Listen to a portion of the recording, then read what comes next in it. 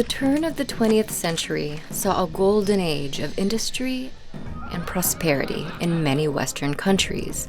One aspect of this era came to epitomize its grandeur, and ultimately, its downfall. The Titanic. Commissioned by the British shipping company White Star Line, the Titanic was created to satiate demand for luxury travel between Europe and North America. The ship's construction began in March 1909 in Belfast, Ireland.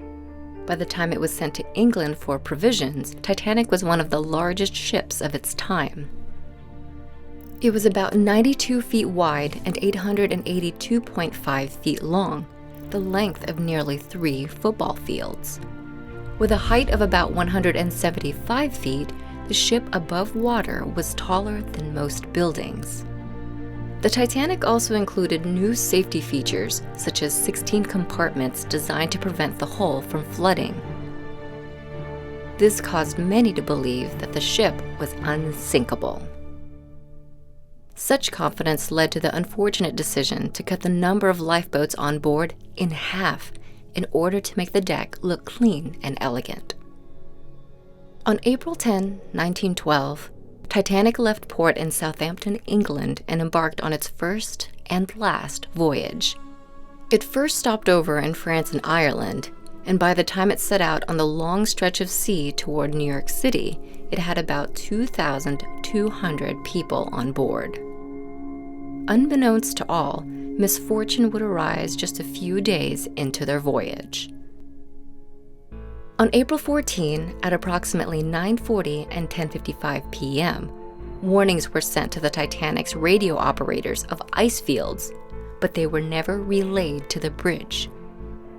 At about 11:40 p.m., nearly 500 miles off the coast of Newfoundland, Canada, lookout crew on the Titanic spotted an iceberg in the ship's path and sent word to the bridge, but it was too late. The iceberg grazed the right side of the ship, causing its compartments, originally deemed watertight, to fill with water. Titanic's radio operators began sending out distress signals. At 12:20 a.m., one signal reached the ship Carpathia, which began making its way to the Titanic at maximum speed. Around the same time, crew began loading women and children into the few lifeboats on board. In addition to the shortage of lifeboats, some of the ones used were not being filled to capacity, stranding even more people on the sinking ship. For the next 2 hours, the front compartments of the Titanic filled with water, causing the bow to sink and the stern to rise out of the water. At around 2:18 a.m., the ship snapped into two. The bow sank first, followed by the stern a couple minutes later. Those who went down with the ship were left in the freezing waters. Over an hour later, at about 3:30 a.m., the Carpathia arrived to pick up passengers. Of the 2,200 people on the Titanic, only 705 survived. Soon after the disaster, both the United States and Great Britain conducted investigations and developed new safety measures for ships. They required ships to maintain a 24-hour radio watch and have enough lifeboats for all on board.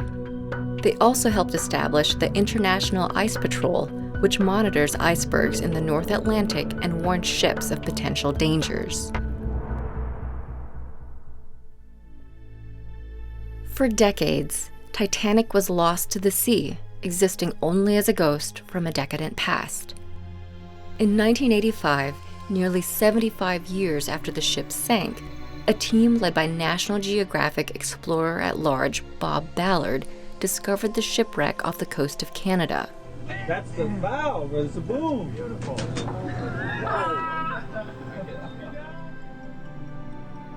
Little by little, scientists have reconstructed the ship and its encounter with the iceberg, giving us a better understanding of what exactly happened on that fateful day.